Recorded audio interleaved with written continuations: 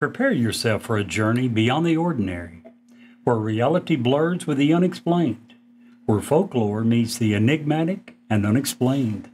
This is the Skinwalker Chronicles, tonight on Newsworthy.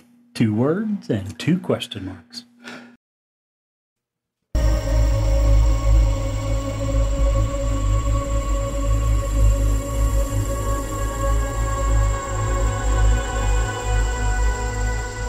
He's alive!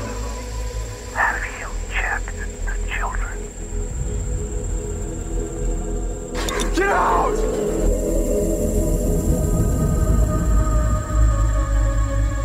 You have scoured the podcast world and finally found us, Newsworthy with Steve and Jerry, where we delve into all things mysterious, macabre, or out of this world, and decide if they are truly newsworthy.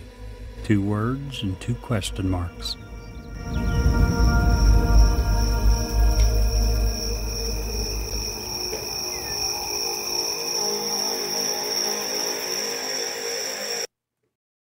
Why should you work with Ed Locke? A better question is, why wouldn't you work with him? He is proud to support an amazing lender, USA Mortgage. When you work with them, you can expect a home financing experience that is free of hassles and headaches.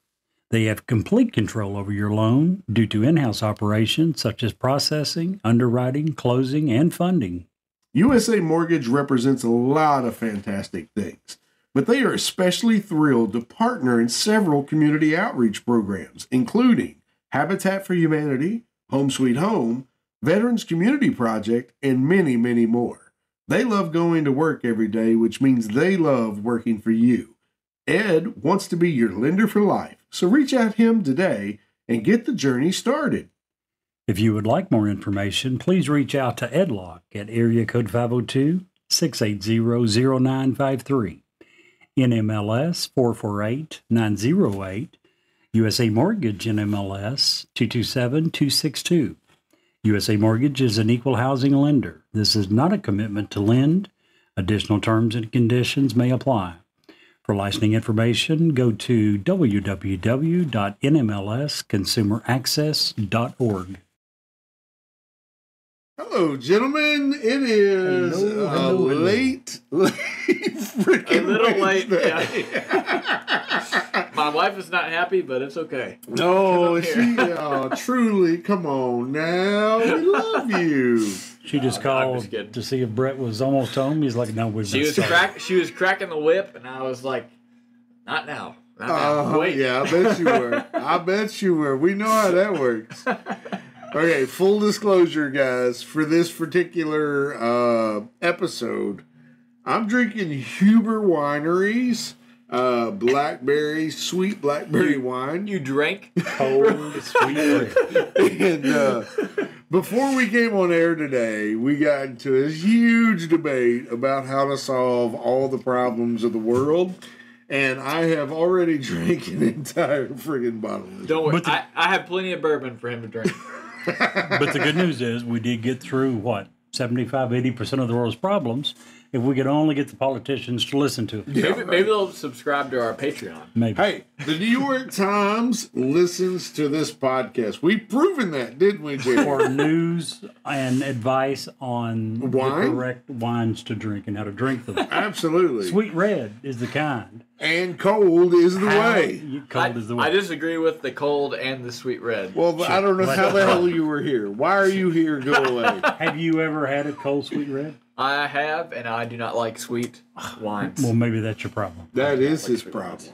Got it. Youth of the day. Gosh. Youth Youth. of the day. Listen, it's almost as bad, Jerry. Gosh. Did I tell you that I had a detective show up at my house today? Detective? No, you did not. Oh my gosh. He asked me where I was between 5 and 6. Oh my goodness. I said kindergarten. Yeah. Wasn't amused. I actually did something for the first time this weekend. Oh, you did. So I actually milked a cow for the first time. You milked the cow. Yeah. What did he have to say about that? He actually ran away. Oh, okay. Yeah. While I was milking the cow, he ran away. It was an utter disaster. Yeah. I can imagine so. Yeah. That joke would be so much less funny if I wasn't intoxicated. Like most jokes would be less funny. You know, Joe Rogan, he'll smoke a little smoke during the show. I drink a little drink. So, woo! Now I understand why he does what he does. Did you hear it was in the news the last week? You remember when Elon Musk was on his show? Yeah. And smoked pot with him? Multiple times, yeah. Did he smoke pot? Oh, I said multiple times. He only hit a joint once, I think.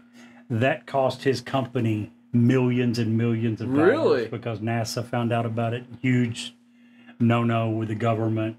So, because he had the contract. So I wonder if he whatever and you think about weed, employee had to agree to additional drug testing, additional random drug testing, really? For a couple of years. So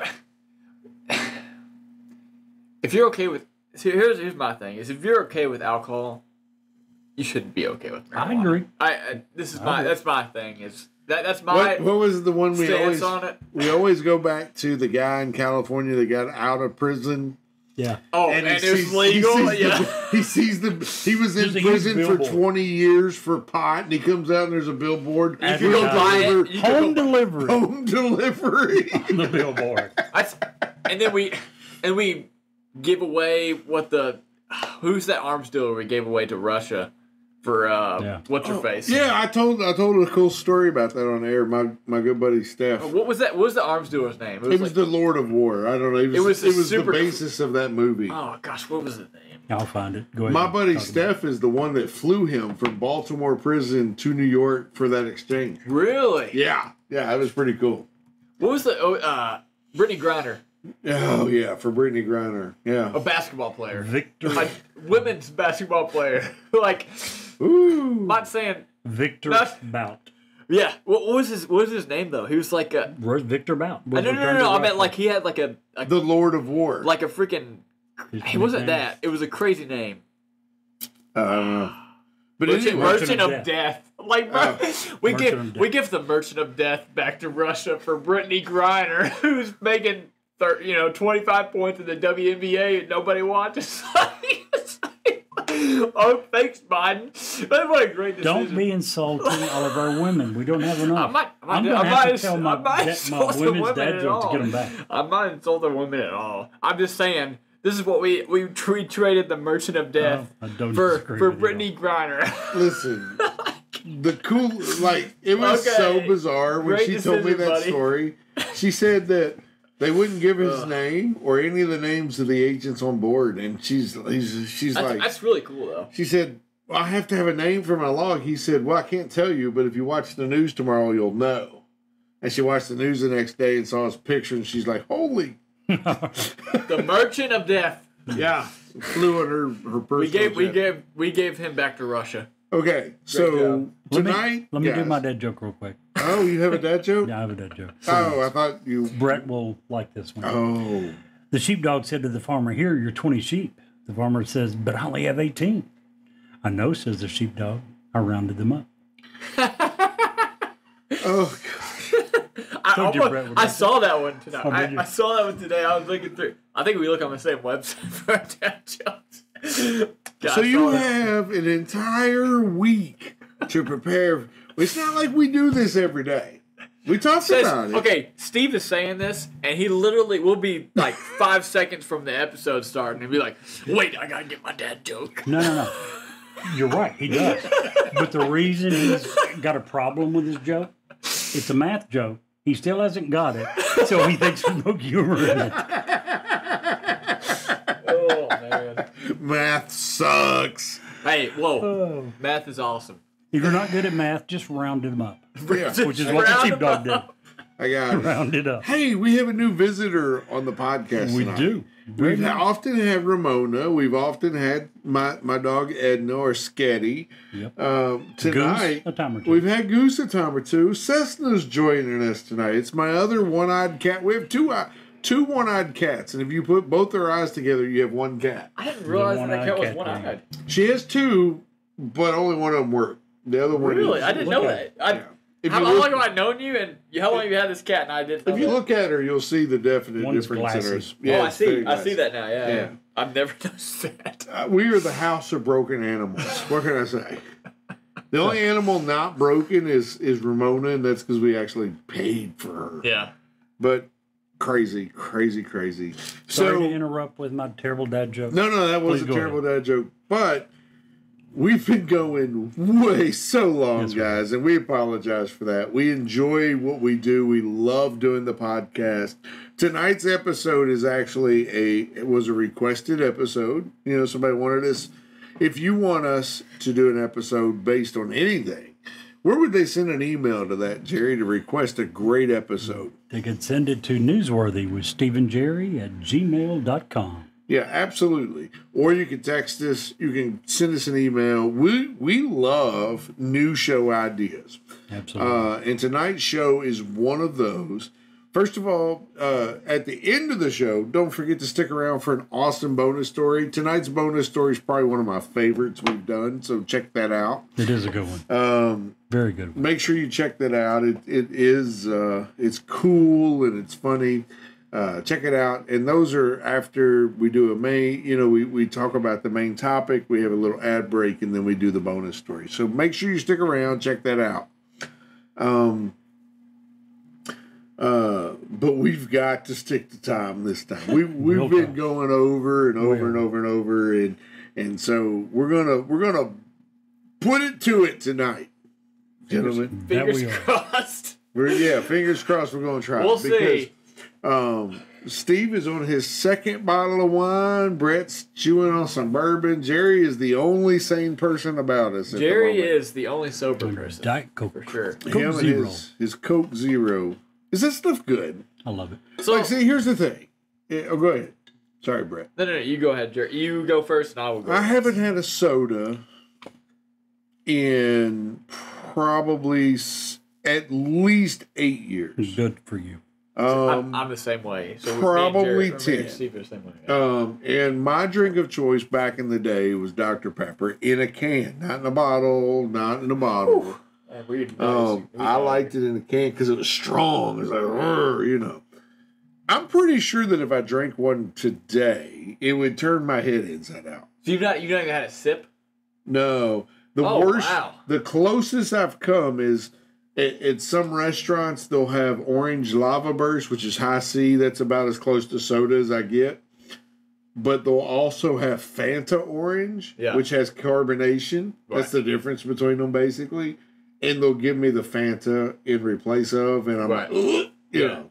So I'm kind of the same way. I remember I was in middle school when I stopped drinking soft drinks, and like now I will sip it. Like my wife loves Cokes from McDonald's, specifically from McDonald's. She'll go and buy a large Coke just from McDonald's, just because it apparently tastes better. It does, and there's scientific proof as to why.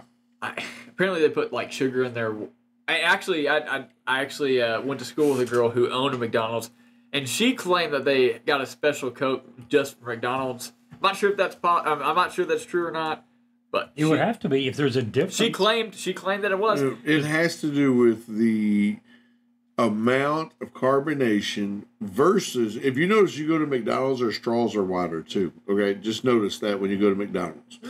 But the length of the line of the carbonation and the syrup lines are very specific. They have to meet very specific criteria to be in a McDonald's. But go ahead. So I'll take a couple sips of that, and I will get sick. So anyways, the question I was going to pose is Coke Zero, zero sugar, but zero carb, zero sugar, zero. It has artificial sweeteners, like stuff that's not sugar. Is that, you think that's better than regular sugar? Or so I think I've told you at least part of this. I spent 25, 30 years drinking non-diet, the just regular Coke and Pepsi. And I was drinking 12 to 15 sodas per day. The majority of those being 20-ounce sodas. At work, I had one in my pocket. I always wore Dude, how many times did I say, to get a 2 liter, and you're like, I can't put it in my pocket. Yep. I wore loose khaki pants, and I had a 20-ounce soda in my pocket at all times. Wow. And I figured up the amount of sugar that I was getting, and it was a pound and a half of sugar per day. So if you're asking me, is this artificial sugar better than a pound and a half per day? There's zero doubt in my mind of where I got diabetes, and it's a wonder I didn't get it 20 years But ago. I wonder what the artificial sweeteners do. Like I mean, I'm not disagreeing with you that you're getting less actual sugar, but like, is the artificial sweetener better than the sugar? The definite answer to that is it may be. And the reason I say maybe is because some artificial sweeteners, like the one I use in my coffee, is a natural product. Stevia. Stevia's good. So Stevia is a natural product. It's a sugar substitute, but it is 100% natural. what is it made of? Do you know?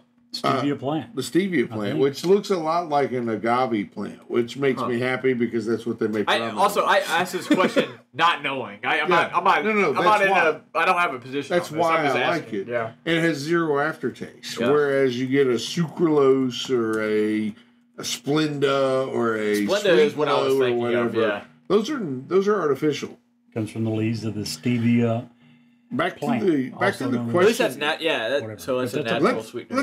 Let's enlighten our customer or our listener base, because you asked the question a minute ago, why does McDonald's Coke seem better? It all starts with the packaging. McDonald's Coke is not put in plastic containers. They're syrup. It's done. I've heard this. It's based in metal. Yeah. They send it in metal casings, so it comes out and it keeps it a lot fresher. And that is the main difference. That and the length of tubing, the amount of carbonation. I thought it was only very. No. Canisters. If you go to any, and this goes back to when I was 16. They have boxes, and it's put in like a plastic bag, and you just Never hook worked in up a the restaurant. bag. Yeah, McDonald's is completely different. And McDonald's has that plastic bags replaced by metal cylinder that the Coke syrup is put in. Which would kind of make sense, I guess. Yeah, it just keeps it fresher. Right. Fresher longer, and you can taste the difference in fresher. I mean, if you taste fresh milk versus milk that's been in your fridge there's a difference. Here's the problem I have with the soda, fountain soda from any restaurant. I love it for about 30 seconds. And then it starts to get watered down. Oh, because Well, it's because of the ice, yeah. Exactly. But real quickly, for the first 30 seconds, I prefer it. So, and a lot of people would say that, so McDonald's went from styrofoam cups to plastic cups. Like, the styrofoam is much more insulating so that the ice stays frozen longer, which would make the drink taste better longer. Yeah. Which would increase the the But pleasure. why not just get a can, put it in a... Because if you go get to a it. restaurant that's trying to give you a can of soda, you think that restaurant is I'll less. take I my hate cans. I hate Yeti cans. in with me. So have you ever have either of you ever been in a manufacturing plant? Of what? Soda? Cans? Anything.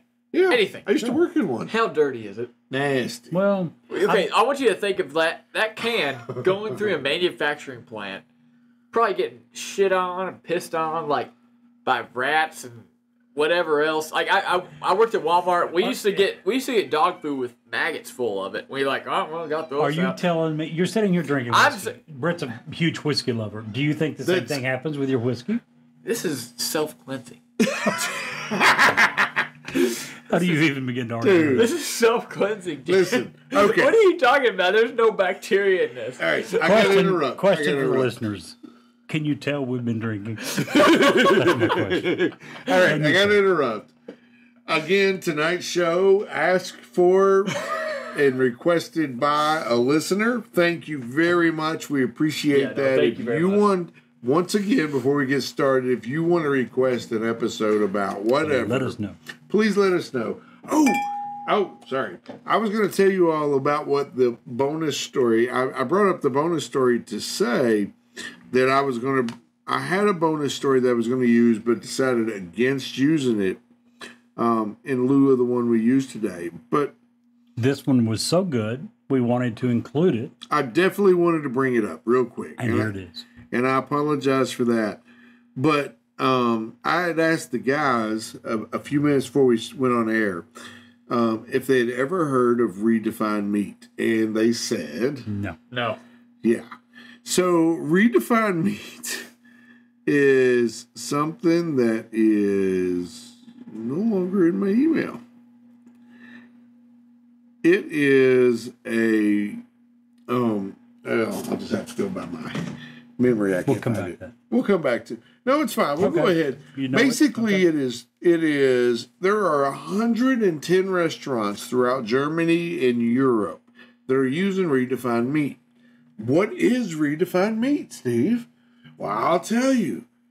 Redefined meat is 3D printed steaks. No. Oh my God. That are made from the process of taking a few stem cells from beef cattle. No. And producing with the amalgamation of, and I think that's a word, they add nutrition and everything, and that those stem cells produce a beef paste, which is then pushed through the 3D printer into steaks. Now, my question was, would you, if you go into a steakhouse and you have the opportunity to buy one of these type steaks, would you buy it? Here's my answer. When Brett described how he thinks my Coke Zero came to be and some of the things that it has been exposed to, I thought that's one of the grossest sounding things in the world. I would happily drink a lot of the liquid that Brett described before I would have one of those steaks. Wow. No, thank you. So I would have to say that's a hard no. So when I went to school for engineering. One of my first semester, I took a manufacturing of engineering class, and one of the first things we learned about was 3D modeling, 3D printing, and one of the things we learned about was they had learned to 3D print a bladder. Wow. Yeah. Really? So yeah, right, and so they had used these bladders that they had 3D printed by using a film, an inkjet printer. The doctor used an inkjet printer and used it. They would print cell by cell this bladder, and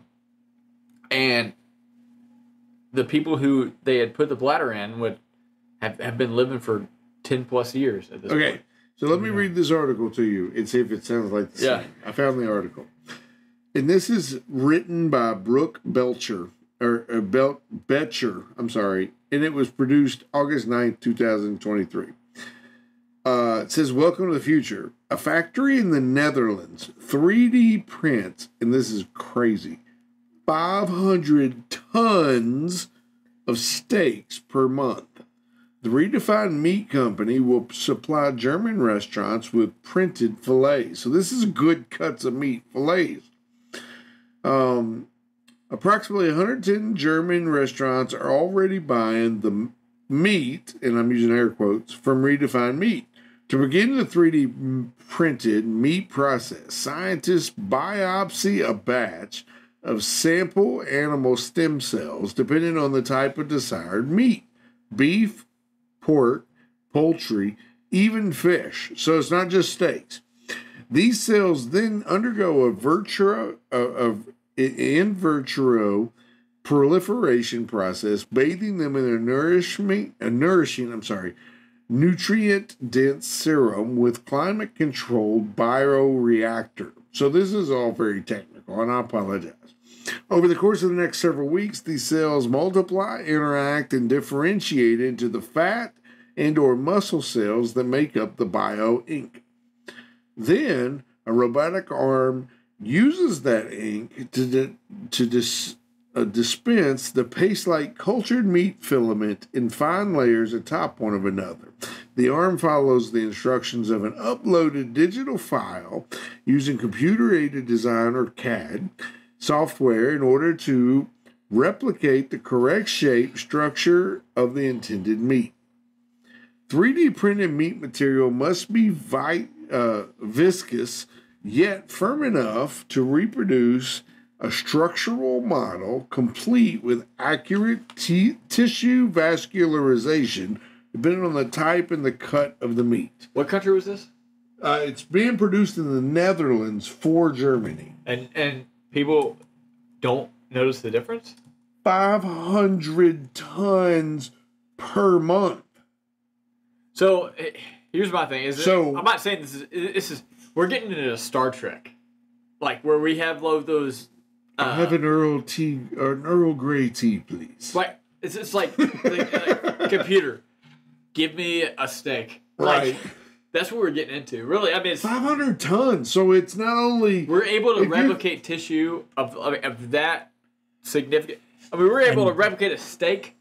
That we're getting into Listen. to some sci-fi stuff. I love my dad, and I'm going to throw him under the bus here. In 1980, my dad had a terrible, terrible car accident. He wrapped his car around a tree doing like 120 miles an hour. In order to, No, you're gonna like it. In order to fix his arm, to get skin, this is before skin grafts. They had to. Oh wow!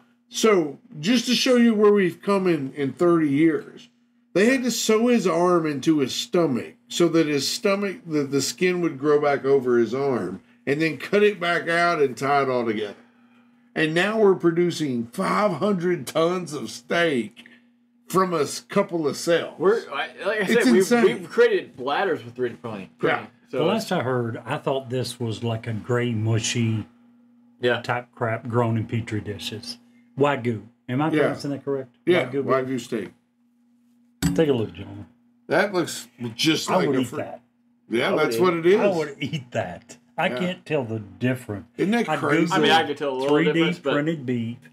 And here is scientists create first 3D printed Wagyu beef. but And I'm here's the telling thing: you is what, like it looks awesome. if we can, And it print- didn't have bones, so I'd probably try right? it. If we, yeah, if Steve had it well done. If it was burnt, If you can cook too it well crisp. done, I'm if it was good. burnt, crispy, and really chewy, Steve would try. But anyways, if we can print I cannot organs believe that go into your body that Yeah, actually provide a purpose, this is not that much further. I from have that. heard that they believe that within the next 100 years or so, I think, they believe that the majority of the world will not be able to afford anything but this for beef. I had always thought that, and I've read that several years ago. With the increase of beef in the last 3 years during COVID, I don't know that I disagree. So with I that. wonder what because I'm sure that the technology for this is What do you want? somewhat expensive. I'm wondering what the cost per pound of 3D printed beef See what I can find. versus, Average regular cost grown of beef 3D printed beef. What would you say the average for just regular beef? per pound. Yeah, per pound, just that. Obviously, Regular. there's a So huge this is difference a problem. between because hamburger and I'm thinking I obviously can only afford mostly ground beef, so it's usually like $3 to $4 a pound. I would say. for ground beef. Ground That's beef. probably, if you're talking 80% lean, Right, that's sale price at Kroger. $3 to $4 a pound $3.99 is the sale price. It's on sale this week at Kroger for $4 a pound. for $3.99 a pound for 80%. So ground okay, beef. let's just say $4 a pound is which is not steak. It's not steak. So I wonder what the price difference is, because I would think the 3D printed beef would be more expensive, but maybe Here, not. according to this company, this one, it's Redefined Meat, the one he's talking about, sells its products for around $34 per pound. Again, I'm sure okay. that that's not just ground beef. It's probably steaks, everything, which Well, is still substantially so what- above what it is. So here. I don't buy steaks enough to know, but what would the A good sale price would be $10 a pound in today's money for a decent steak? steak. Okay. $10 a pound. Regular price, 13, For like a ribeye? 14. Regular price for fillet? a ribeye would be $14.99. Filet would be $20 a pound. Okay. So and we're talking how much per pound? 34 per pound, according to this. And now that's overseas. And this is 3D So printed. That's We're 3D we're printed. we're talking Right, Germany, which is always They don't have cattle.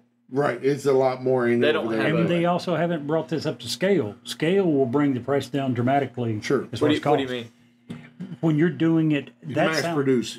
Oh, okay. I see what you're saying. when you're Yeah. looking at a selling- percentage- I mean, that sounds like you're mass producing it. well, 500, yeah. That's restaurants. So restaurants can afford to pay more because they're charging you more per steak because they're cooking it and taking it care. But anyway, Anyways, this is a I hate to cut us off on our steaks, It's but a good conversation. We sat here and swear we're going to do better on time, and we're 40 minutes in, and we haven't even touched our we subject. do have a listener requested Yes, we do. topic today. We need to get into it, and we need to dedicate enough time to make sure we cover it. Yeah.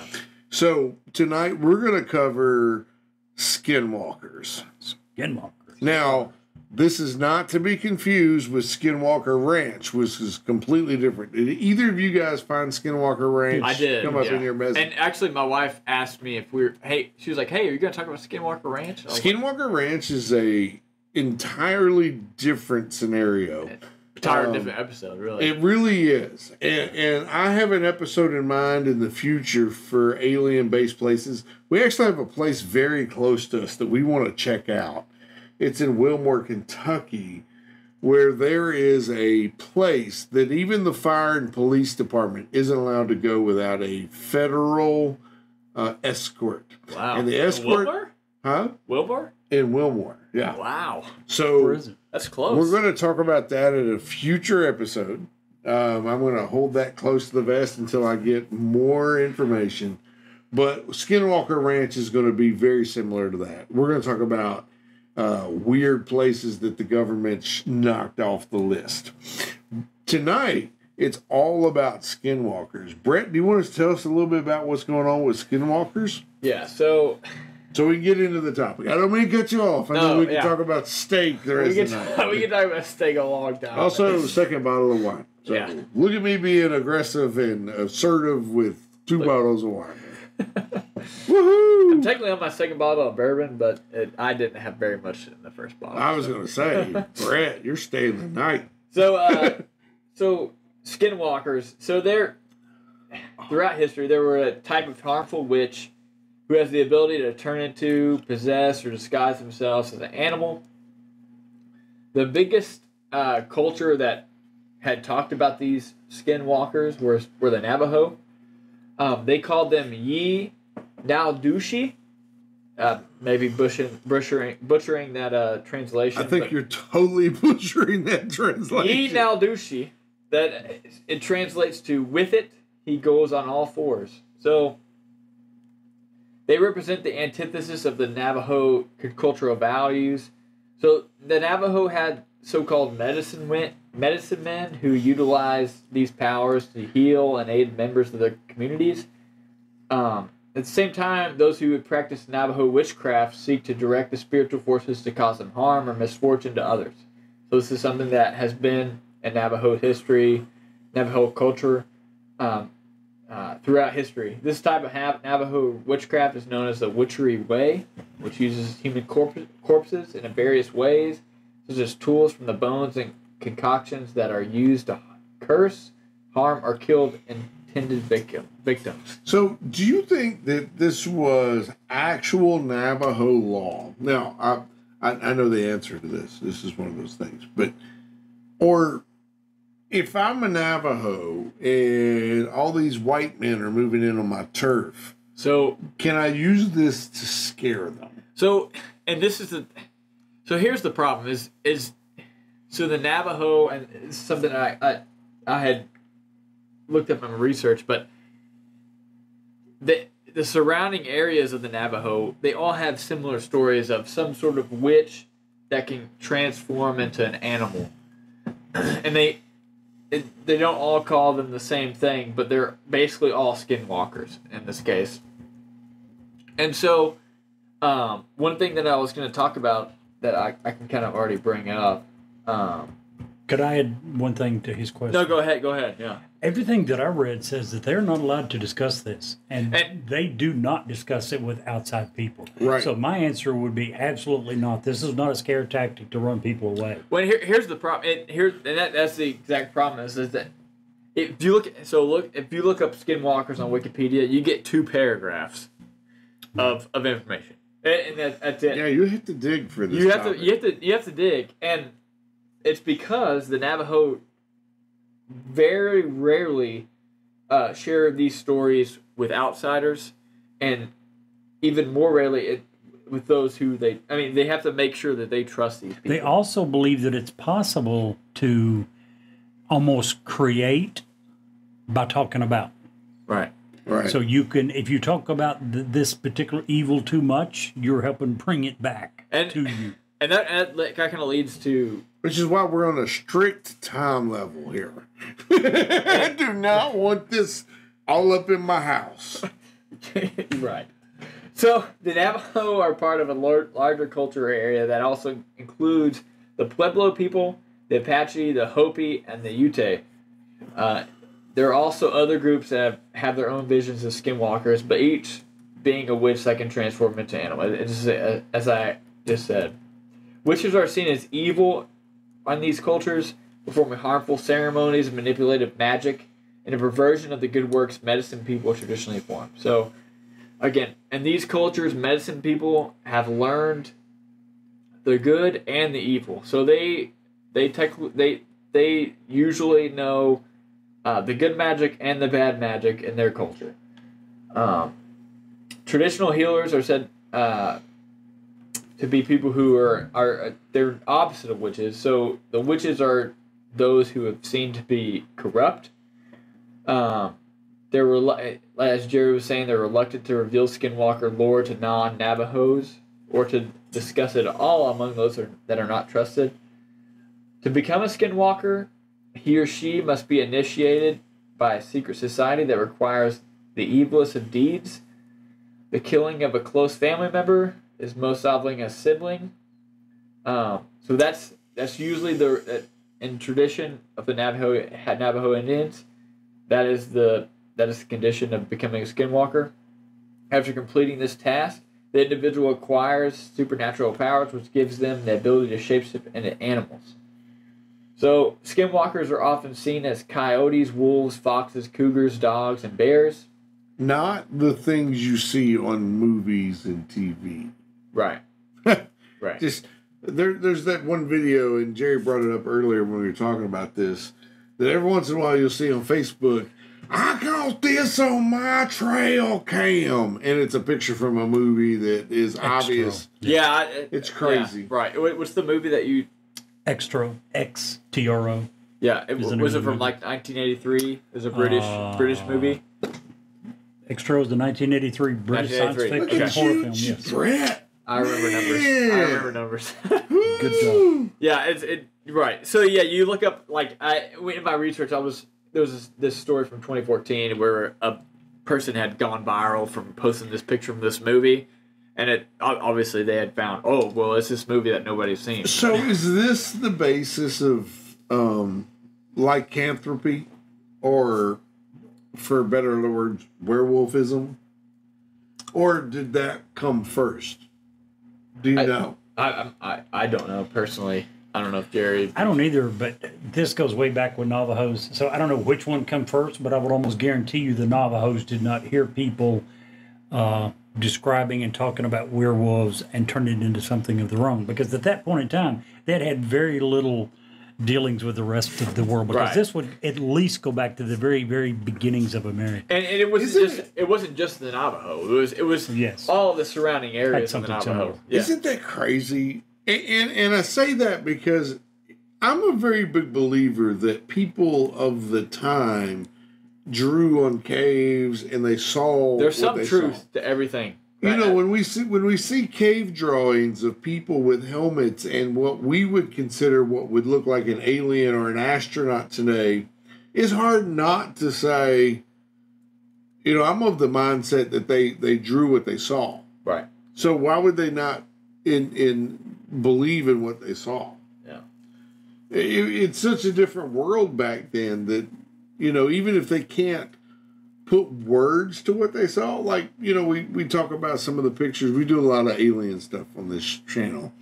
But if we talk about the paintings where they drew things in the background that we're like, wait, why would they draw something in the air? Because they didn't have disagree a little bit.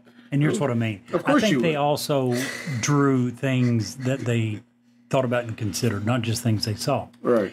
But where it gets really, where I begin to believe with you totally is Okay, when I'm in this cave and 1,000 miles away, I'm in this cave and 1,000 miles away, I'm in Right. this cave, And and we they all all see the look same the thing. same. Yeah. Then I have to go, wait a minute. That's more than just something. The they believe. coolest thing, and I'm going to get a little off topic, and I apologize.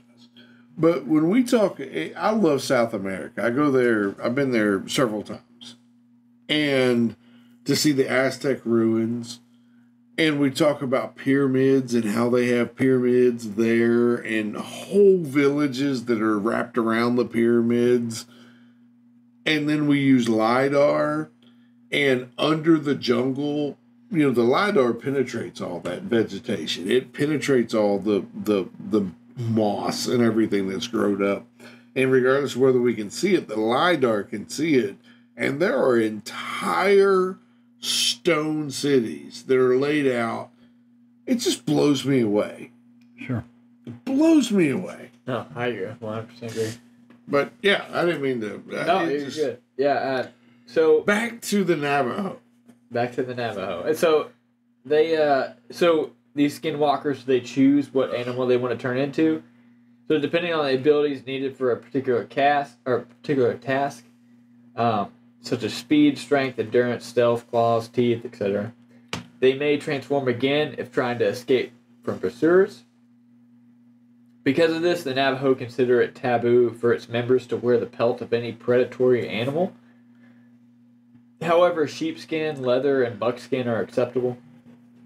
The skinwalkers can also take possession of the bodies of human victims if the person locks eyes with them. After taking control, the witch can make its victims do and say things that they would not otherwise. Those who have talked of their encounters with these evil beings describe several ways to know a skinwalker is near. So some of the things they describe is they make sounds around their homes, such as knocking on windows, banging walls, and scraping noises on the roof. On some occasions, they have been spied peering through windows. More often, they appear in front of vehicles in hopes of causing a serious accident. It is also said that in addition to being able to shapeshift, the skinwalker can also control the creatures of the night, such as wolves and owls, and make them do their bidding. Some can call up the spirits of the dead and reanimate the corpses to attack their enemies. Because of this, the Indians rarely ventured out alone. Skinwalkers and other witches have long been blamed for unexpected struggles and tragedies, including sickness, drought, poor crops, and sudden deaths. Even smaller or individual problems such as windstorms during dances, alienation of affection by mates, the death of livestock, and reversal of fortune were often believed to be a witch's work. This was most apparent with the Navajo Witch Purge of 1878, which initially evolved from a cultural response to so many people moving across and into their lands. After a series of wars with the U.S. Army, the Navajo were expelled from their land and forced to march to the Bosque Redondo, which is now Fort Sumner, in New Mexico, in what was known as the Long Walk of the Navajo in 1864. There the people suffered from bad water, failed crops, illness, and death, reducing their numbers dramatically. After 4 years, the government finally admitted that they had made a mistake, and the Navajo were allowed to return to their homeland in Four Corners area. During these years, many of the tribe's members were said to have turned to shapeshifting to escape the terrible conditions. In the meantime, the rest of the tribe was convinced that their gods had deserted them. Once the people had returned to their homeland, their conditions improved, but the dreaded skinwalkers, whom they had feared for all these years, they blamed for their years on the bleak reservation, and they were still among them. Accusations of witchcraft and the hunting of skinwalkers began. When someone found a collection of witchcraft witch artifacts, the skinwalkers that were wrapped in a copy of the Treaty of 1868, the tribal members unleashed deadly consequences. The Navajo Witch Purge occurred in 1878, in which 40 suspected Navajo witches were killed to restore harmony and balance to the tribe. Was that by us, by the government, or was that by the Navajo? I mean, both, really. I mean, it's so the things that the government had did to the Navajo had kind of provoked the Navajo to have this Navajo Witch Purge, which, again, 40 people had died. So I can't. So we talked about the Salem witch trials on this podcast. I cannot remember how many witches died or supposed people died, but this 40 people that had died to this witch trial. It seems like a lot. It does. And I can't remember exactly how many had died in the Salem witch trials, but I want to say it was very similar. I don't think it's far off. I think you're right. Jerry's gonna look at that up, but So here's my question. First of all, the long walk for the Navajo. Very sad. Very sad. Very much different. Very similar to the Trail of Tears. We pushed, and I say we pushed. We, the government of the United States, did what the government of the United States should do with Manifest Destiny, and we pushed these people to the very brink. We reduced we put them in the land that was untenable and unsettleable for white and European settlers. Now, that being said, the push out west, I watched a video today, and the government of the United States was advertising all over Eastern Europe, come to America, we'll give you free land. Well, we didn't tell those people from Germany, from Italy, from the place you went, Ireland. Yeah. We didn't tell them, we're going to send you out west, and you can have 100 or 200 or 500 acres. However, there's probably some people already there that think that's their land. And we certainly didn't tell them that until they got here and they're about to make the trek, do you need a gun? Well, what do I need a gun for? I'm going out there to settle my new home. Yeah, but there's already people there. Yeah, if anybody's ever seen Yellowstone. I have not watched Yellowstone. Oh my gosh. Is it that good? It's a phenomenal show, and it's One of the best series I've ever saw. Okay, good. Yeah, because it's a great series. It kind of deals with that whole, is it my land? Is it your land? Is it, whose land does this belong to? And it does a really good job of it. Anybody that is interested in this type of topic definitely should go watch Yellowstone. I think they have a couple of different spin-off series, 1898 or...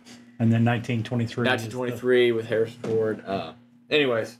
1888. 1888, that's what it was. And it's not Harrison Ford. It's 1923 is Harrison Ford. Yeah, 1888 is with the beef guy. Oh gosh, damn. Travis and his wife. No. The beef guy. What's for dinner? Beef. No. Oh my gosh. What is his name? Anywho. No, this is Bud Bob. The whole point is right. And we already discussed that they're not Tim McGraw. Tim McGraw. I was saying Tim. Hill. I was saying Tim. I was like, man. Faith Tim Hill? McGraw and Faith Hill. Oh yeah, I forgot because when they got married, she stopped calling me, so I've lost it. Dang! Oh. They're the stars of 1883. I'm sorry. And along with Sam Elliott. It's okay. Taylor Swift stopped calling me as soon as her and Travis Kelce started dating. So me and Sam Elliott. Used Sam Elliott. That's who I was thinking of. He used to. Oh man. So here's the thing. Roadhouse. Isn't this a lot very similar to? And I don't want to step on your toes here, Brett. I apologize. No, you're good. The Catholic Church for a lot of years. Ooh, all right. They're stepping on toes. I don't know the analogy. The Catholic Church for a lot of years denied and or refused to talk about exorcisms, demonic possession. Really? Okay. Isn't this similar? Demonic possession of the Navajo. They wouldn't talk about it. It was taboo to have this happen to you, even though if the main difference is in demonic possession, the demon comes upon you. In this, you call upon the demon to take over you. So, man. I have no idea. We gotta save this. We gotta save this as the Bible study podcast. But Brett does have. Hold on one second. Brett does have a good joke to tell us about reverse exorcism. No, we do not have a good joke. Okay, maybe later. So I just want to say, what other faith is doing exorcisms right now? That's all I wanted to say. I just want to leave it at that. Drop the mic. Boom. All right. Anybody else? Anybody else have? Seriously, anything? I don't even Because know I of have any other religion that attempts to. If you have a demonic possession suspected, who are you gonna call? You're gonna call? You're gonna call a priest. Ghostbusters. You're gonna call a priest or a bishop. Well, I think that here's what I'm saying. I just feel like there is evil. No, 100%. And the Bible talks about it. Particular. It doesn't matter what race you are, what creed you are, what religion you are, what evil. There is evil in this world. Yep. And in some of the things that, in order to become a skinwalker, even according to the Navajo, is pretty damn evil. Yep. First of all, you have to sometimes, in some situations, dig up the graves and consume the ash from the corpse of the person you wish to take over or influence their life. That's kind of crazy. It's kind of demonic. No, there's a ton of demonic things tied to the skinwalkers, and so one thing I wanted to bring up, just because I'm a huge Harry Potter fan. Oh please, yeah, this is interesting. Everybody who's anybody has read Harry Potter. No, that's not exactly true. Okay, Steve has not read Harry Potter. You are in the minority here. Minority, oh my god. Yeah, it's only the biggest series. It's the biggest book that's sold other than the Bible. Yes. It is second to the Bible. He and I are a little old to be reading Harry Potter books when they come out. You're crazy. Even the movies, I can't get past freaking Quidditch. How boring is that? Okay. Anyways. Okay. I'm gonna disregard. So please, I apologize for all that they're saying. Anyways, Harry Potter, it's a great series. It's a phenomenal series. J.K. Rowling is the top 1% of authors of all time. Sure. Yeah, unquestionable. Anyways. So. What did you have to say about it? J.K. Rowling included skinwalkers, which she calls animagus. So, in the Harry Potter series, animagus are wizards or witches that can turn into animals. So she was talking about these in Harry Potter and was recently criticized for a post on a website called Pottermore, which is where she kind of dives into the Harry Potter universe. She'll kind of give updates of where the Harry Potter universe is at this time, like who's Minister of Magic, what the U.S. School of Witchcraft and Wizardry looks like, what the African School of Witchcraft. She kind of dives into the Harry Potter universe here. So this is Pottermore. So on Pottermore, she wrote, "The legend of the Native American Skinwalker, an evil witch or wizard that can transform into an animal at will, has its basis in fact. A legend grew up around the Native American Animagi, which is what she calls the Animagus. That's the wizards or witches that can turn into animals, that they had sacrificed close family members to gain their powers of transformation. In fact, the majority of Animagi assumed animal forms to escape persecution or to hunt for the tribe. Such derogatory rumors often originated with no magi. It's another form of like muggles or people who don't have magical abilities. Medicine men, who were sometimes faking magical powers themselves and fearful of exposure." So basically, she in this fictional universe, she was saying that, this legend of Skinwalker that evolved from the Native American, culture, was actually, something that, these people were just trying to get away from persecution or to try and add to the tribe, rather than the Navajo tradition where these people are evil. So J.K. Rowling actually got a lot of slack for this, and she's gotten a lot of slack for a lot of things. She's been called a lot of things.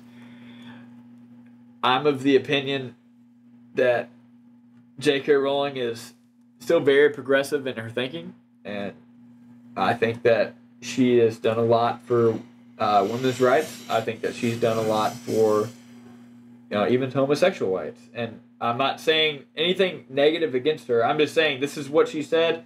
She got a lot of slack for it. What do you guys think?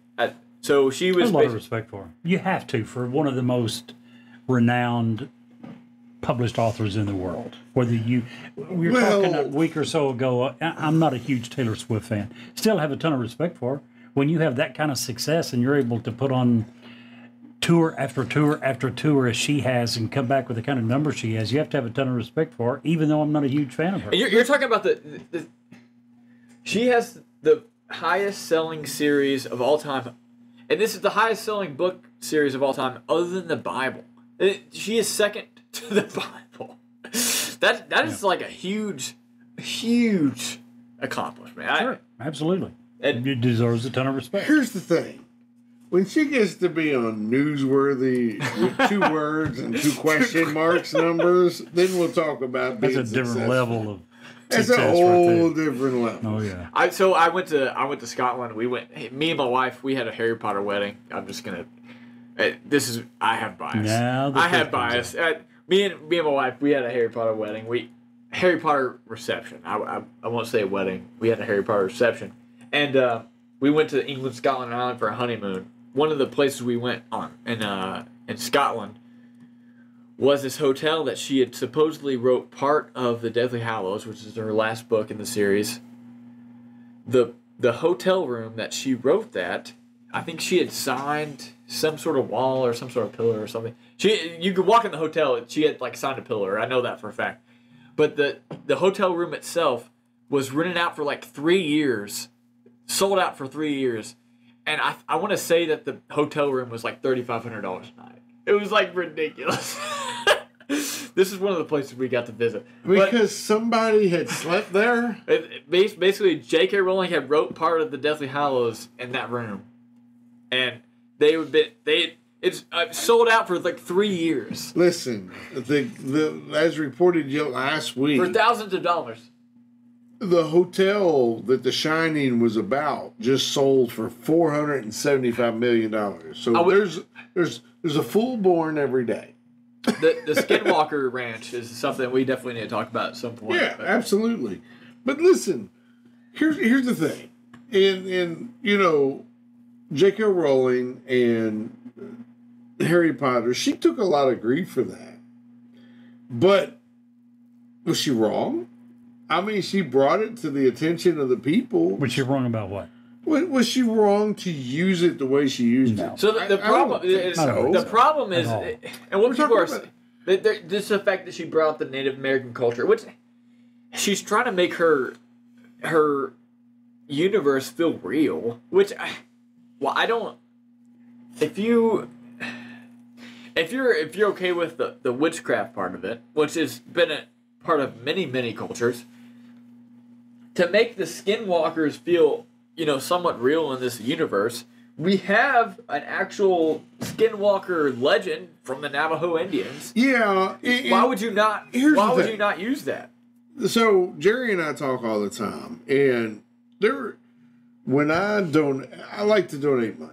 I don't have a lot of money, but the money I like to donate, I like to make sure that it's going to the right cause, not to the people promoting and or the upper management of the cause. And one of the causes, there's two schools. One's in North Dakota, one's in Montana. They're both Indian schools that I donate to because most of the money, like 90%, goes to the students. We've done these people as a government, not as an individual. Me and you and Jerry, we've done nothing to the Indian people. But as a government in the past, we've done these people so wrong. Yeah. And they have the highest alcoholism rates. They have the highest suicide rates. They have the highest uneducated rates. Yep. They have the highest in America. They don't have clean drinking water. That's terrible. Absolutely. If I live in those conditions of squalor, of not being able to have clean drinking water, clean bathing water, if I look around me and all I see is alcoholic men because they have no jobs, we give each person on these reservations a stipend, and they don't have to do anything. So they drink it up, they drug it up, they do whatever to pass the time. I kind of dig into the legends, if you will. Yeah. And I try to pull that out. And the whole point of that is if we can bring awareness to this, even through friggin' Harry Potter, I think that's a good thing. Well, Absolutely. it's and that's the question is like, is it bringing good publicity to the Indians or is it not? And I think, like you were saying, I think it's just bringing publicity to the Indians, whether or not it's good or bad. And the Yellowstone, I'm going to bring up this again, is a good. They do a really good job of like, is it unbiased? Like, these people on the reservation are struggling. Like, so have you Jerry, have you seen it since the recent season? I've not seen the newest I've seen season. every bit of it. You've seen every bit of it? Yes. So you've seen the newest Of Yellowstone. No, I haven't saw 1888. Right, that's what I'm talking about. Yes, Yellowstone. I've seen that. I think Yellowstone does a really good job They of do. like, so the main character, I can't remember his name, Kevin Costner's character. He owns his The postman. thousands of acres of The ranches. Dutton Ranch. Yeah, so he like he's the main character, but then you also get the Native American side, which I think they do a really good job of like saying, you know, John Dutton has a point, but the Native Americans also have a point. Like you They don't also really show the hardships, I think, Right. in many ways of they show the drugs, they Yes. show the the crime, the the unemployment. suicides, the lack unemployment, of the opportunities. poverty. Like they show all that. Sounds like I need to watch this show. It's a really, That's really good. good show. Really well done. What's the dude's name? Taylor. Oh shoot! What did he play? He didn't play anything. He came up with the show. Sheridan? Taylor Sheridan. Taylor Sheridan. Yes. Yep. Taylor Sheridan did a great job with this show, and I'm really upset that it's come to an end. It seems like, there's a lot of different factors that are coming into. People got greedy. Yeah. But anyways, if you haven't, that being said, if you haven't seen Yellowstone, definitely watch it. I think this is a really interesting topic because it comes from a Native American background, and it's Wow. it's not it's agreed it's not just the Navajo, but all the surrounding tribes around it have very something similar, similar. very similar stories. So let's take a step back away from Yellowstone. So if you're the Navajo, the Hopi, Right. and many of the other Indian nations around, and by nation, I think it's very hard for people today to understand that these were actual nations of people. We've put them on these little reservations, and you're over there, you're somebody else, you're your own problem. We took out their food source in Buffalo. Yeah, intentionally. And look where we put them. Middle of a friggin' desert, like you said, Right. untenable. We didn't want this land. That's why we gave it to them. Right. It was the only land that we didn't want. Where's And- that? This is Just desolate. the Navajo Reservation. Right in the middle of it is the Hopi Reservation. So, I'm asking, like, what state is this? Is this Nevada? This is Utah, Nevada, Arizona, New Mexico. Okay, so, So right in half the of middle of the Nevada's desert. already gone because we're dropping nukes out there testing them. Yeah. But, this is areas of our country, and these are people in our country that are not, that are just that. Jerry and I, before we switched formats, used to talk about the common person just wants to raise their family. They just want an opportunity to Right. have a job, to provide for their family, and have their kids have a better life than they had. To provide a better life. Right. And for We these as- people, we've created an environment where that's almost impossible. Not almost. It is impossible. There is zero, unless you own the one little store / restaurant / clothing store / drugstore / general store. Well, You have, or the bar. You you're a have young no person, opportunity you're to gonna make have money. to leave the reservation, get an Absolutely. education. Right. That's your And that, goal. I'm telling you, Yellowstone you does have a to deal great with- job of doing this. It Like, it does a great job of saying this reservation life is terrible. Terrible. But it also gives the protagonist is John Dutton, but no question, and he's the one who owns this huge ranch. It does a really good job of saying, listen, John Dutton may be right in he owns his land, but Even- also the way we treat the people on the reservation is not right.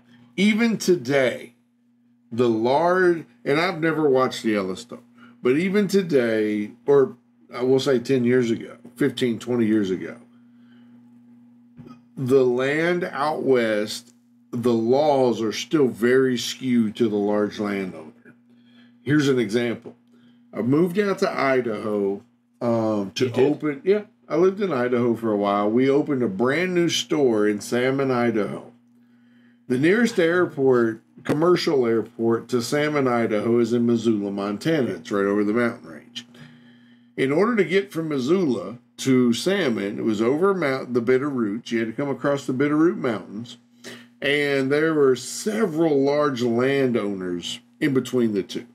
Okay, so all of that land is either federal land or ranch land. They don't use, here in Kentucky, a 28-acre farm is a pretty big farm. That's plenty to raise tobacco and to have a living. Right. Out there, we're talking 28,000-acre farms, right? And so they don't use fences out there. They use ear tags, or now I'm sure it's GPS tracking for their cattle or whatever. Right. But out there, the cattle have the right of way. The goats have the right, whatever the crop, and I'm using air quotes, has the right of way. Right. So in order to open our store, our head officials flew into Montana and were 4 hours late to the store opening because if you hit or hurt the crop product, in this case it was cows, that's overnight. I mean, there's signs everywhere. If you kill a cow, you owe the farmer for the cow, and that's jail time. Yeah. This is exactly the scenario that Yellowstone presents. And we're talking... Yeah, you definitely need to watch it. We're talking... They were 4 hours late to our grand opening. Yeah. Because that's there were cattle in the road and they couldn't get them to move. Beeping the horn or whatever. What store is this? I used to work for a company called Alco. It's now gone. It was sold from the company I worked for to Shopco. Shopco sold to Costco, and Costco got rid of it. Look at Costco, man. Yeah. So, but yeah, back in the day. Thriving, man. And basically, that was a cool company. They sent me all over the Midwest. It was a very small store, very small areas. I didn't realize there were mini Walmarts, is what they were. Yeah. Mini Walmarts. If Walmart came to town, we usually closed the door and left. Look at Dollar General right now. There's freaking $4 Dollar General in Harrodsburg. It was a Dollar General before Dollar General. Yeah, well, it was a big fancy Dollar General. It was very big. We sold clothing, nice clothing. We sold name brand stuff. Well, Costco is, I think. But when Walmart came to town, we bounced out. So, yeah, but it was fun. It was very similar. It was such a learning experience to be out west. No, that's awesome. Yeah. So, what do we think about skinwalkers? Just to be blunt, do you want to talk about the Miami incident, or? I do. We're at an hour and 5 minutes now, so okay, yeah. We'll talk about it briefly. But first, we got to cover skinwalkers. Is skinwalker something we need to cover more or less of, Jerry? Before that, if I could add one thing. You can add whatever you'd like, Jerry. Your name's on the tab. Literally. There's an author named Tony Hillerman. He grew up with Navajo children. He went to school with them, became an author, and he writes primarily about Navajos. One of his books is called Skinwalkers, and believe it or not, it's about skinwalkers. In it, he has, in the preface for the book, he's talking about skinwalkers and the Navajo tradition and where it came from and all that. And he had this to say: some people have a dark wind and they tend to be evil. How do you tell?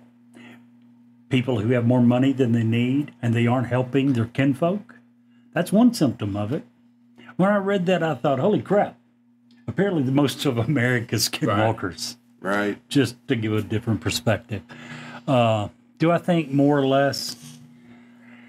I don't know. I could find zero evidence of skinwalkers being more than myths. So it's hard for me to say yes. But it wouldn't take much to get me there. This is one of the topics that we've covered that it was very, very, very, very hard to find a good, legitimate sighting of a skinwalker.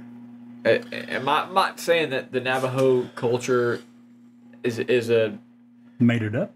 Right. They don't want to talk about it. They don't want to talk about it. I'm not saying that, but there was very little evidence. It was very hard to research this topic to see, hey, this was a definite sighting, kind of like the Area 51 stuff, the Roswell stuff. There's a lot of evidence that points to, hey, this might have happened. This is the one that, yes, the Navajo culture, the culture surrounding it, they have a good evidence for this, but in today's culture, we have not had any evidence. In my opinion, we have not had any evidence for this, and that being just Google search skinwalkers sightings. I'm gonna give it a thumbs down. Thumbs Mr. down Steve. for Brett. So, 2 cruises ago, I didn't even know what a skinwalker was. Okay. However, there was this TV show that came on the cruise ship that I got absolutely stupid hooked on. And I do mean stupid in every sense of the word. Called Mountain Monsters. If you've never watched this show, please check it out. If you're a part of Mountain Monsters, please send us an email so we can get you on the program. Their whole antithesis was skinwalkers all over the United States. They didn't even attribute it to just the Navajo regions. They attributed it to all Indian nations. But I have to fall in line with Brett and you, Jerry. It was so difficult to find actual proof. And it is so... When we talk about and here's the way I break it down for me personally. When we break it down into things that we have vocabulary to describe, I just can't see that being a real thing. I'm not saying. And here's the thing: I'm not saying it's real or not real or anything like. I'm just saying there is. If you Google search it, there's not evidence for it, and that's the thing that kind of strikes me, because even UFOs, just like this sighting, this sighting, this sighting, A ton this of sighting, people. this sighting, this sighting. There's Videos. tons of sightings. There's tons of different evidence out there for It's UFOs. It's not there for skinwalkers. No. It's not. Unless you watch Mountain Monsters, which everything is a skinwalker type deal. And Or if you happen to watch the news in Miami a few days ago, I think Steve's going to tell us more about that. so we can't go this show based on all things mysterious, macabre, and out of this world if we With nothing can't but talk facts. about what happened in Miami on the 1st of the year. Yes. Okay, so the official police story, and this is, and I'm using air quotes, is that a bunch of kids in the Miami Mall, the Baymont Center Mall, started fighting each other with sticks, threw some firecrackers A bunch down, of fireworks. a bunch of fireworks, and it elicited a response of every single uniformed police officer in the city of Miami. In their There are- defense, unknown fireworks sounds like what? Gunshots. Gunshot. Gunfire Granted. at a local mall Granted. will Yeah, right. 100%. cause every cop in the area to show up. I'm talking every sheriff, But they did. every Literally SWAT, everything. every Helicopter, police officer, every helicopter, they were there. every single uniformed on or off duty They should police be. officer was at the mall. They think there's a fire. So, firearm. There's a couple of things here. Okay? I can't believe I hadn't heard of this. Huh? I hadn't heard of this. Okay, so there's a couple of things here. First of all, let's take There was a video, and I'm using air quotes, of a alien walking back and forth at the mall. Well, some called him an alien, some called him what? A shadow. No, that's what the police said. Some called him a skinwalker. Some called him a skinwalker. There were several testimonials that came out on TikTok that said, and I'm using TikTok as a reference, okay, guys? This is, I'm just bringing it up. That's where it got popular. Was TikTok. It really was. That some of the witnesses inside said they heard the shots or they heard the firecrackers, which is not an uncommon occurrence in the big city of Miami, I'm afraid. So they come out, they were walking gingerly, they saw the direction of the way people were going, they decided to go the opposite direction. Then they happened to look back and see what the police, and this is, okay, so this is where conjecture starts. So the witnesses' statements on several accounts show or say that when they were leaving the building, they saw the police going into the building. That's what police are supposed to do. When everybody's running one way, the police run the other way. And that's what they were doing. However, according to eyewitness statements, the police were shooting in one direction, okay? And when they looked back to see which direction the police were shooting, they saw shadows. And the shadows would go away, they would come back, and they'd be closer. When they did, they looked very alien-like. That was on at least 2 different TikTok accounts. Those TikTok accounts have since recanted and changed their story to what most people think were either actual visits by U.S. government officials or perceived U.S. government officials.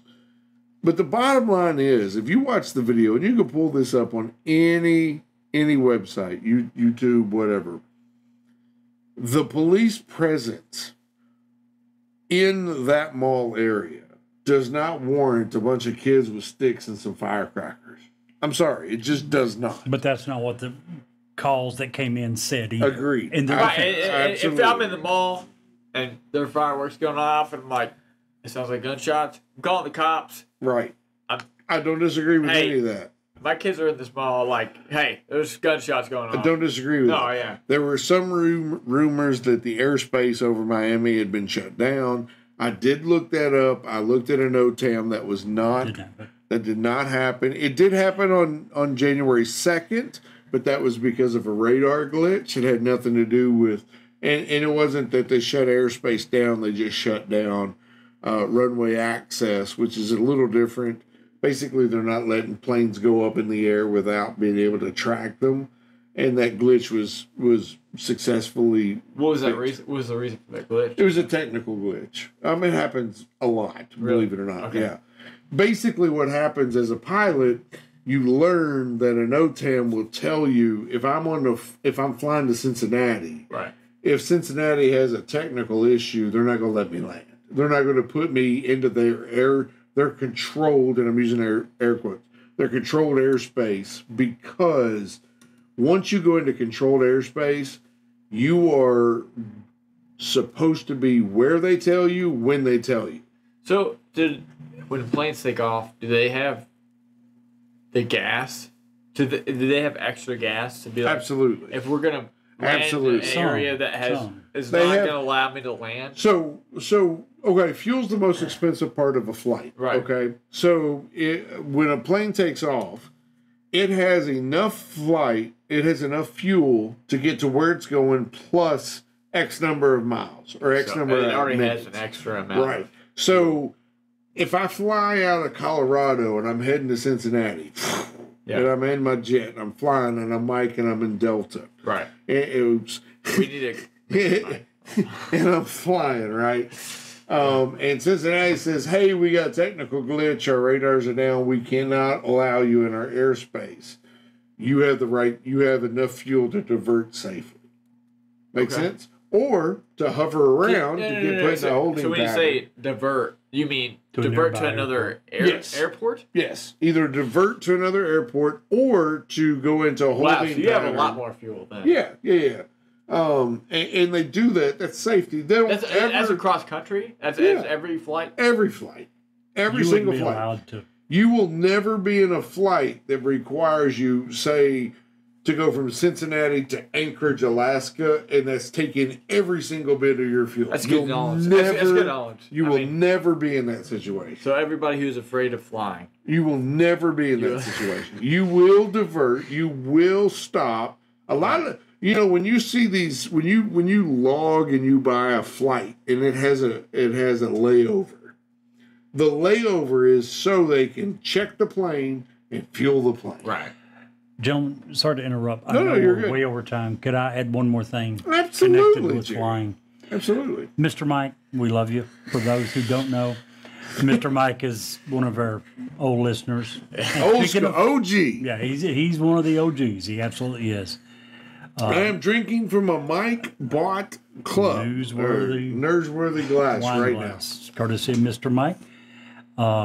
Mr. Mike has done this for a long time. We know it. We try to keep it on the down low. We don't want him to get in trouble.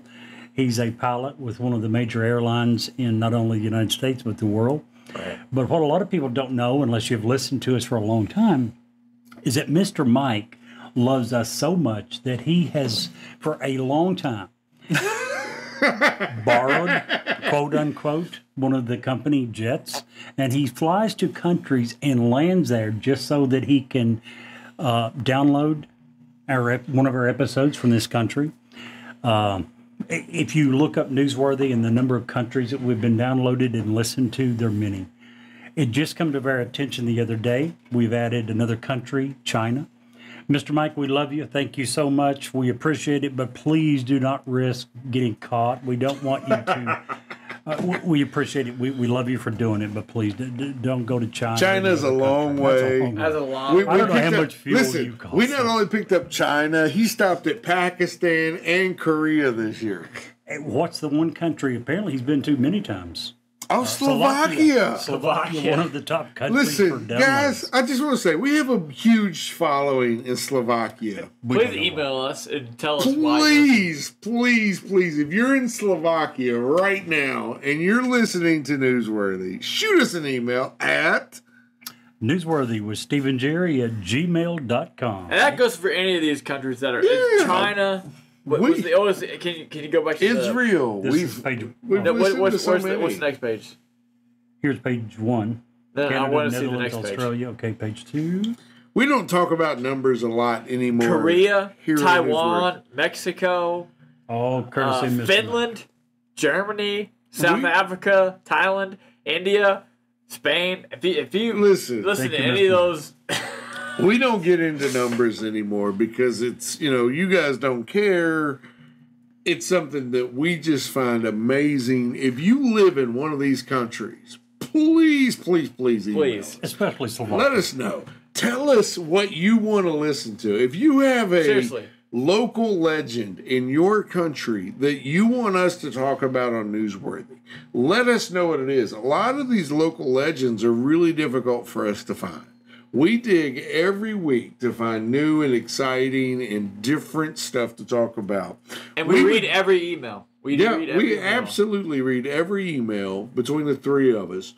And we want to talk about your local thing. Is it Bigfoot? Is it Yeti?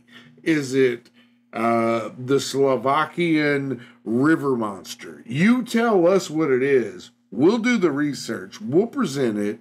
And we will give your country proper credit. Please, reach out to us. So, real quick, thumbs down for Brett, thumbs down for Jerry, thumbs down for Steve on Skinwalkers. Tune in next week for an amazing show. We're already working and prepping for that. Jerry's already out. He doesn't get it. He doesn't care. But we are working, Brett and I, who are, we're working hard to carry Jerry into the next episode. We Tough job, appreciate but you it. got to do a good job of it. Again, thank you guys so much for everything that you do and for listening and hanging out with us. Words can't express how much we appreciate that. Man, that episode is really interesting. And if you'll stick around for us for just a few commercials, we have another great story to tell you. Hi, this is Ed Locke with USA Mortgage. When it comes to buying a home, the process can be overwhelming and confusing. With so many options, it can be hard to know where to start. That's why it's important to work with a certified mortgage loan originator. I have the knowledge and expertise to guide you through the process and find the best mortgage option for you. I will work with you every step of the way to ensure that you are getting the best deal possible. So if you're looking to purchase or refinance, please reach out to me at 502-680-0953. So don't take on the stress of buying a home alone. Work with me and I will make your dream a reality. Trust the professionals and make your home buying experience a positive one. MLS ID 448908, DAS Acquisition Company, LLC, doing business as USA Mortgage, MLS ID 227262. This is not a commitment to lend. Additional terms and conditions apply. USA Mortgage is equal housing opportunity. If you want us to review or rate your product on air, if you have suggestions for new episodes, awesome ghost stories, or anything else, please reach out to us. Our email address is newsworthywithsteveandjerry@gmail.com. Our text number is area code 540-709-1318. And now, back to the story. Standing around 3 foot tall, green skin, long ears, long arms, large eyes, and a wide mouth. Inhabiting the Mammoth Cave system of right here in western Kentucky. Special powers of highly intelligent and very mischievous. These are the evolved features of the Kentucky Goblin. The Kentucky Goblins are a mischievous bunch. 3 foot tall, green in color, large eyes, sometimes frightening facial expressions. The goblins are said to have large ears and wide mouths. The arms and legs are long, especially considering their torsos are quite small. There are differing beliefs on where the creatures come from. Some say they're extraterrestrial visitors, aliens that have come to Kentucky on numerous occasions throughout the 20th and 21st century to hassle local farmers. Others believe the goblins, with their large eyes and ears, could only have evolved from thousands of years of spent living in the subterranean dwellings like Mammoth Cave National Park.